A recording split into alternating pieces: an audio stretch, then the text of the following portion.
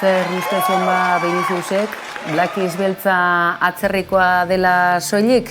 Aizue, hauteskunde kanpainan irainak eta eraso arrazistak, zergatik ez futbol zelaietan, baina Euskaldunen aurkakoak ikusi ditugu, baina aizue, eskuin muturrak zenolako inteligentzia duen, ez da artifiziala, baina inteligentzia politikoa, bai, Ayusok esan baitu, aizue, gauza bat ez badago ondo, monarkiari txistu egitea, ere ez, zenola dagoen kontua, aizue, edonola ere, futbolari buruz hizketan hasi garen honetan, segi dezagun futbolari buruz hizketan, noski baietz? Alderdi sozialistari amua botatzen, bigarren hau saskian eror dadin. Mire el balón, que ese balón va a entrar por la escuadra. Gora Euskal Herria eskatuta! Guipúzcoa es de Champions y tiene que seguir en Champions League. Gizonezkoak dira bai hauteskunde kanpaina honetako protagonistak, Ayuso salbuespen, baina gauzak honela, aizue, baote dakigu hautagaiak nortzuk diren, baote dakigu zeri bozkatzen diogun ere, ze izan ere, sare sozialak, fake newsak, zaila da, garaiotan, egunerokoan ordu askoko dedikazioa ez duenak behintzat, zaildu hauteskunde hauetan, ideia garbi batekin iristean orabait. Zeintzuk dira Bilboko hautagaiak? Galdera ona. Igual Basurto izango da PNV-koa. Zer!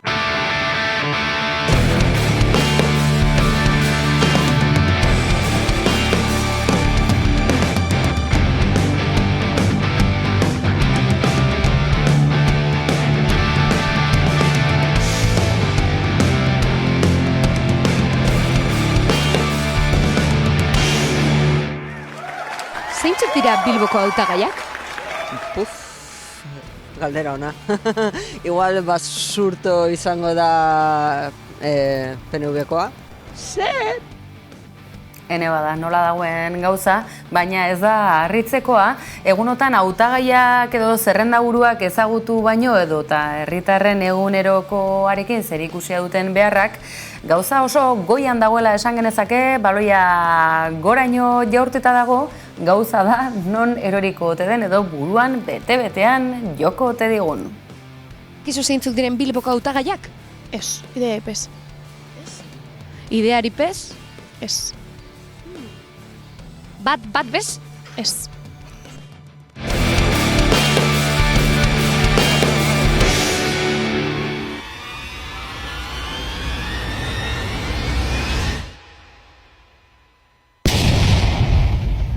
Halako mezuak ikusitzak ezue sare sozialetan, fake news deritzon horiek dira, pentsa Brasilen bere garaian ezagunak egin zitzaizkigun, Bolsonarok irabazi zezan, baina ez pentsa, etxe barruraino, etxeko atariraino heltzen diren mezuak dira horiek eta sare sozialetan aurkitu ditzakegunak. Eta besteak beste, putxerazo kontzeptua honezkero bolo-bolo dabinen kontua da. Gauzak honela, polarizazioa, informazio falta, zer den zentzuzkoa, zer den fidagarria, gero eta gehiago dira mesfidati direnak eta gero eta gehiago zer bozkatu ez dakitenak besteak beste.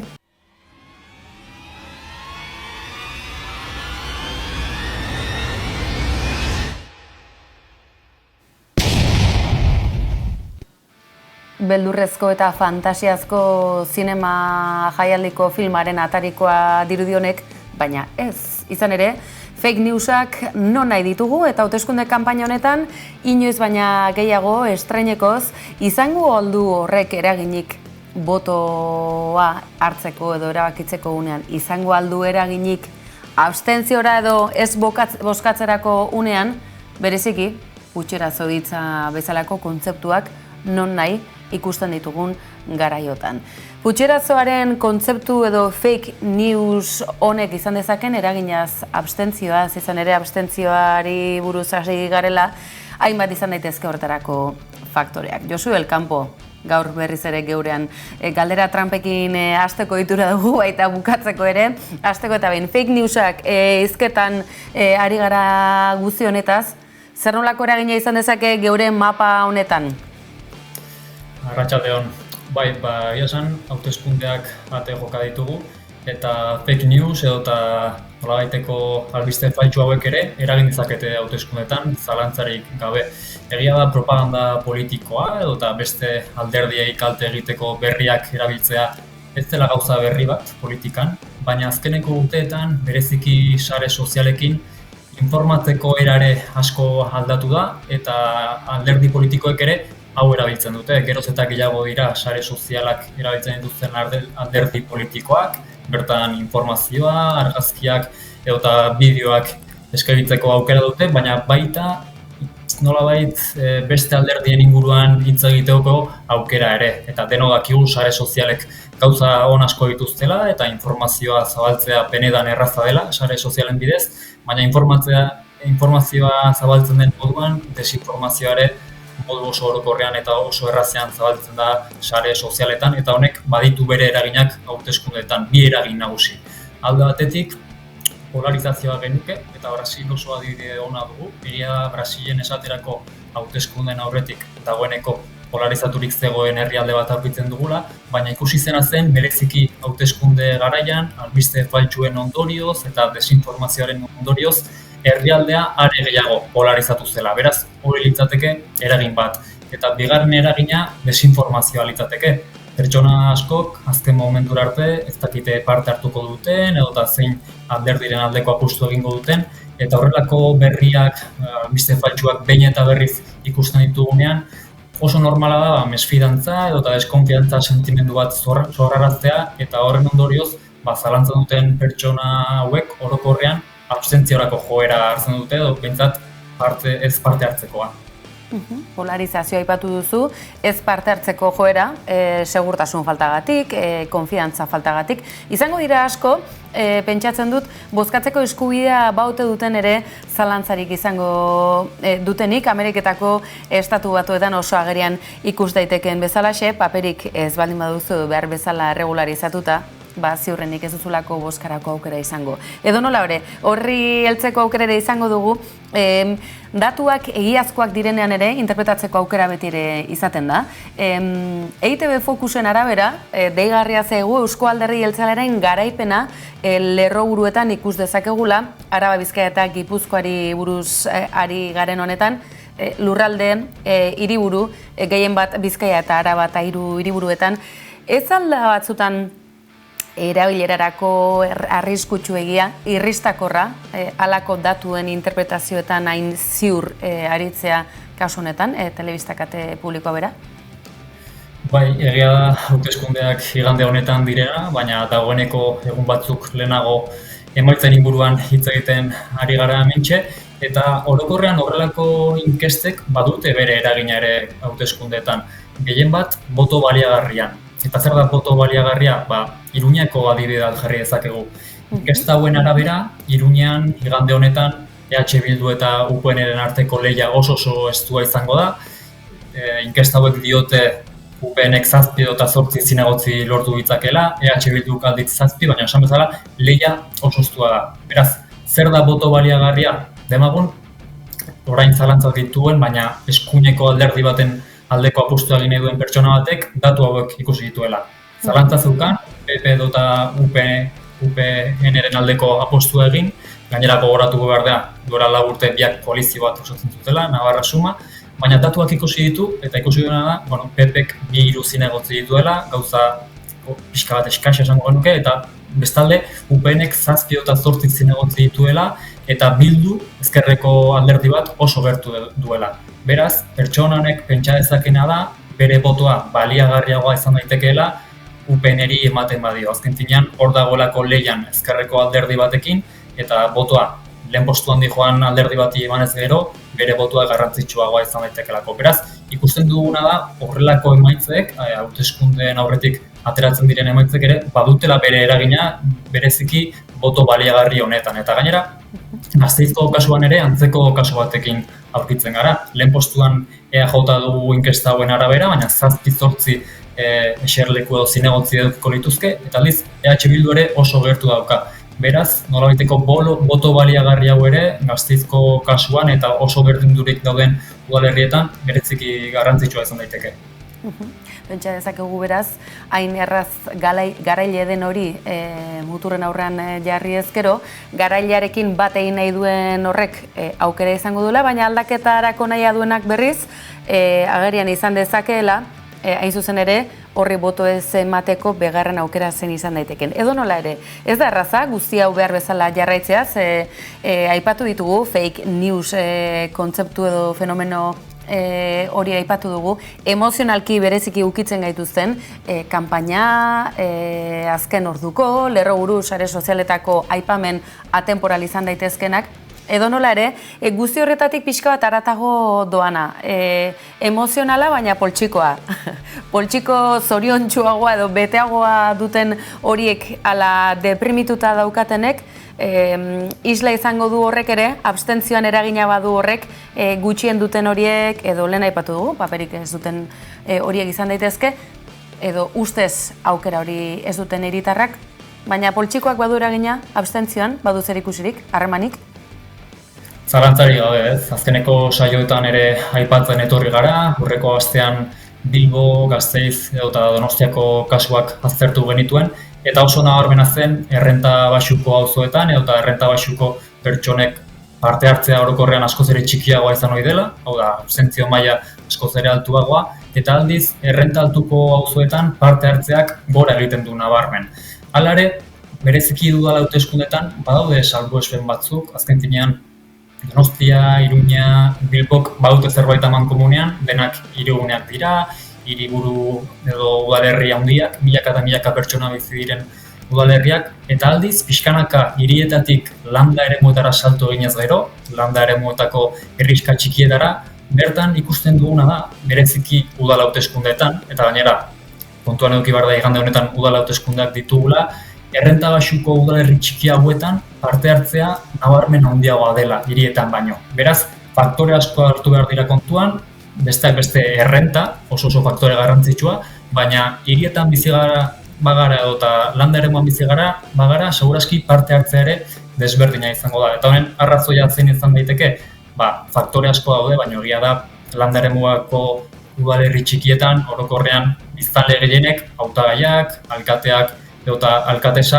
pertsonalki ezagutzeko aukera dutela, hau da, politika nolabait gertutasunean ezagutzeko aukera, egiten diren planak edo eta aldaketak ere gertutasunean ezagutzeko aukera, eta aldiz askotan hirietan zer gertatzen da, milaka eta milaka pertsona gara hirietan, orokorrean ez dugu pertsonalki alkate edo alkatesa ezagutzeko aukera ez da gutxiago ere, eta bertan hartzen diren planak edo eta bertan hartzen diren egiten diren aldaketak askotan ez ezkigo iristen gure auzoetara, edo bintzat sentsazioa hori da, bereziki errenta baxuko auzoetan. Beraz, honek ere eragin nabarmena izan dezake parte hartzean.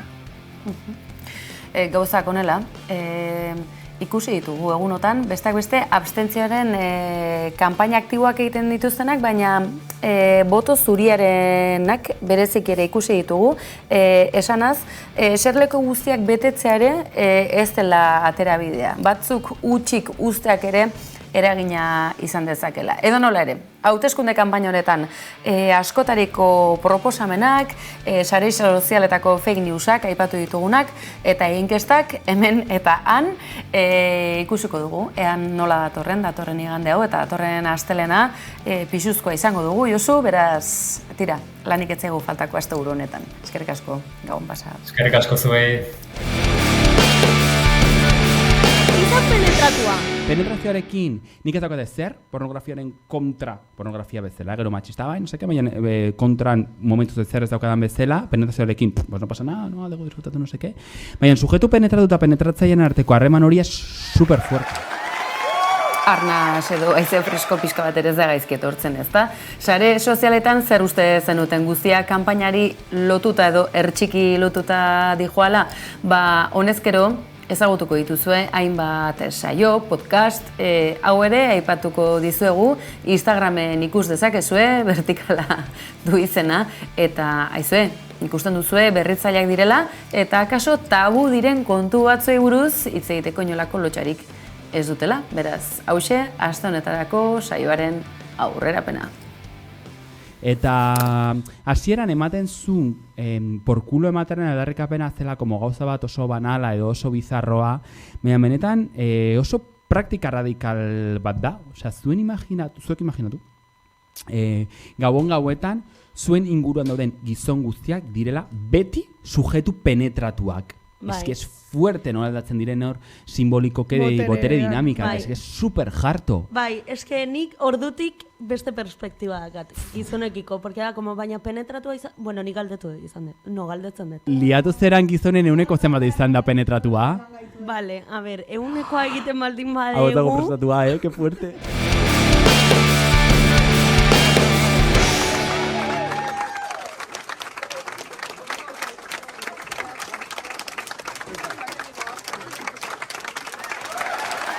Sinn Féingo burua Michelle O'Neill txalo hartan ikusten dezaketen, Ipar Irlanda urtetan izpi izan dugu, tira. Irlandako hauteskundetan marea berdeak irabazi du unionismoaren aurrean.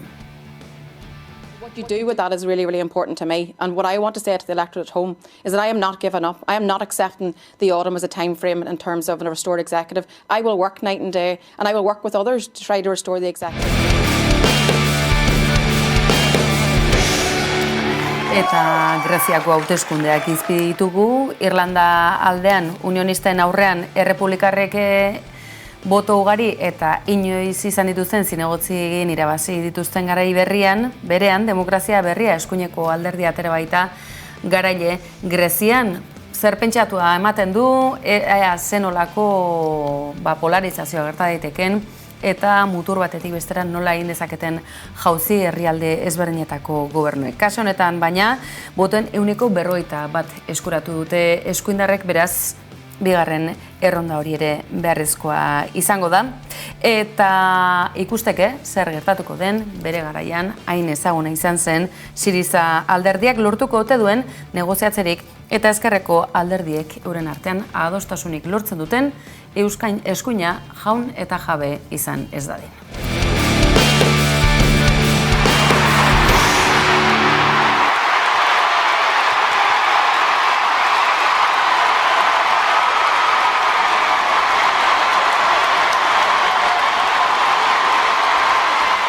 Marta Unzuek Lucia Garziari egindako keinua, elkartasun keinua eta aizpatasuna, hori bai, noski baietz, baita futbolean ere eta goi mailako futbolean Manchesterren garaipenaren ospakizunean egin baitu, bere elastikoaren erakustaldia ikusi ahal izan duzuen bezalaxe, eta aipatuko dizuegu azken batean nahiko albiste edo aipagarriak diren kontuak direla hauek, besteak beste emakumeen futbolaz ari garenean askotan balioan jarri bakarrik ez delako komunitatean behar bezalako jarraitzaile, kultura edota balioan jartze orokor horren sustapenik egiten. Guzti honekin, sare sozialetan ikusi ahal izan dugu bezalaxe, Marta Unzuek izandako lesioarekin elkartasunez egindako keinua izan dau, eta noski baiez, besteak beste, hainbat futbolarik babestu eta txalotu egin dute, eta Iris Arnaizek ere, alaxe dio, Errealeko emakumezkoen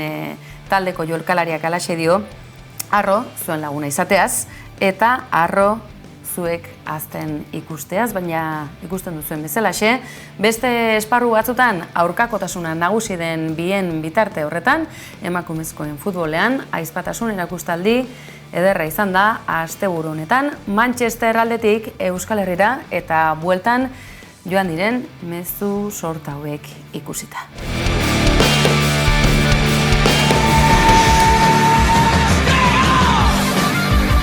Bueno, yo ya tengo todo listo para Sevilla. Ah, pero vas. ¿Qué? ¿Las viejas también podemos ir? Desde luego. Nos dimos suerte. ¿Y cómo vas? En furgoneta, con la Necane, la que me hace fotos. Ah, pues me parece muy bien. Sí. Ahora me dice Yagoba que no sabe qué jugadores sacar. Ah, pero conoces a Arrasate. No, Yagoba es un amigo de Ayerri. ¿Pero qué dudas tiene el entrenador de Osasuna? Pues que jueguen Pachi Puñal, Mateo y Salvador. Esos ya no juegan, son antiguos. Ahora juegan David García, Sergio Herrera, Chimi, Unai García, Quique Baja Cayola. Y el mocete. No te olvides del mocete.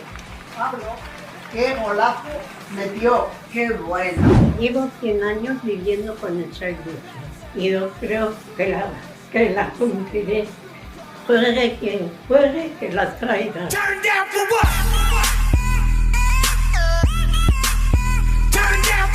Seguro que lo consiguen. Por todos los que no han podido verlo. Me voy para Sevilla.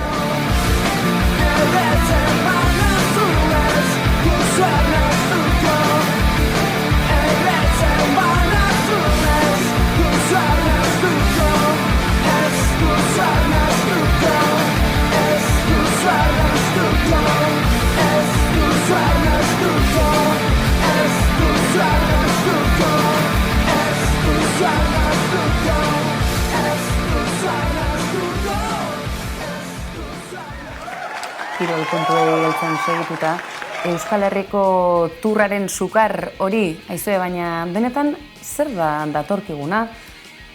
Frantziako turra, baina mundu mailako lasterketa ezagun garrantzitsu eta ekonomikoki pisuzkoena den hori, Euskal Herrian barrena alderik alde izango duen garai horretan, ezaguna izango zaizue akaso lokutore honen ahotsa, baina analisian jarrita ikusi dugu aurreneko aldiz. Emango diote, turismo frankizia kutsu bat emango diote, eta kezka izango da gainera antolakuntzaren aldetik, eta hemen bertako antolatzaileen aldetik, zenbat segunduko emanaldi egingo duen Frantziako telebistak Gaztelugatxe parez pare duela, eta Donostiko itsas kostalde hori eta irutxuluak erakutsiz, ze denbora tarte beharko da. Hori bakarri baldin bada izan behar dugun ekarpena, tristea litzateke.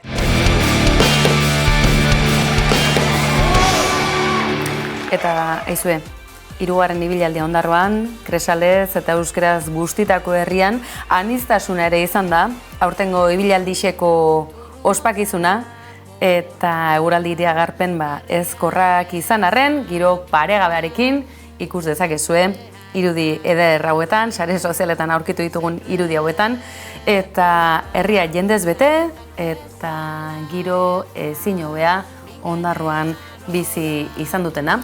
Aizue, ez dakit bertan egoteko aukera izan duzuen, baina laburpen hau ikusgai duzue sarean, eta zuekin parte harkatu nahi dugu noski baitz.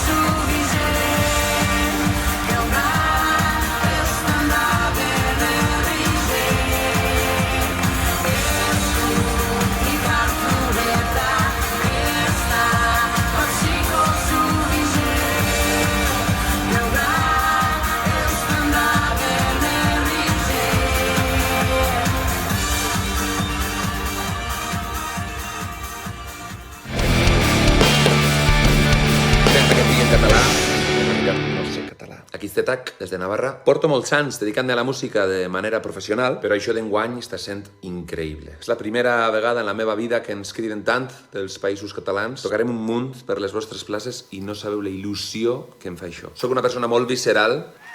Alaxe, korte zati hau sartu gabe, pentsatuko zenukete Peio Reparatzek katalana ere ikasi ote du.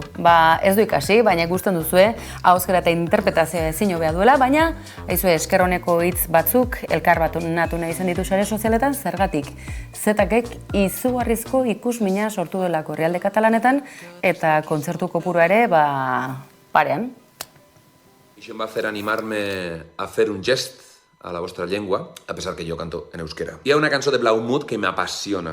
Es diu Pa amb oli i sal, i vaig decidir preparar-la per a fer-la en directe en aquests concerts. Em vaig ficar a l'estudi, una cosa va portar a l'altra, vaig parlar amb el Xavi de Blaumut, vaig parlar amb la Su, i al final hem decidit publicar-la. Disculpeu el meu català, aquesta és la meva manera de dir gràcies. Tant de bo us agradi i tant de bo us aconsegueixi transmetre el respecte que us tinc i la meva màxima admiració. Muixo ondibat, Euskal Herritik. Petons. Deixem davant de la ciutat, la tarda és llarga i potser més, molt més la nit.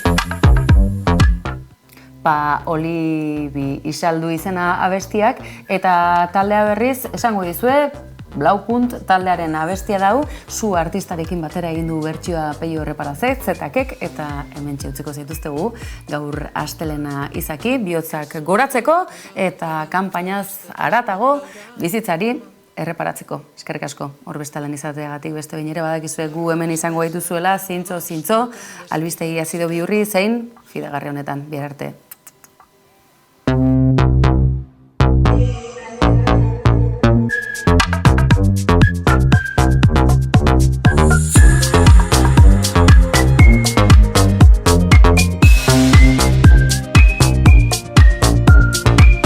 Fes una foto del terrat que des d'aquí es pot veure Mart. La roba estesa al meu agost, un camp d'espigues i cargols. Esperarem que passi el fred i sota l'arbre parlarem de tot. Un bioritme elemental, un mar d'antenes i animals. Els astronautes volen baix, els núvols passen com qui no diu res. Amb les butxaques a les mans caminarem els passos d'altres peus. Esmorzarem pa amb oli i sal, ho vestirem amb unes copes de vi. Deixem davant de la ciutat, la tarda és llarga i potser més, molt més la nit.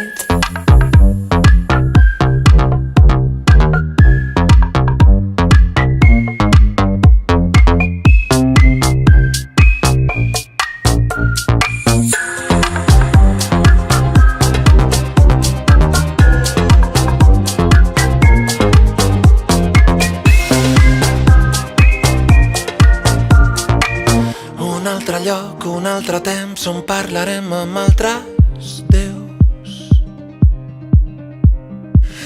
El meu secret subtitulat, camins d'arròs, camins de blat.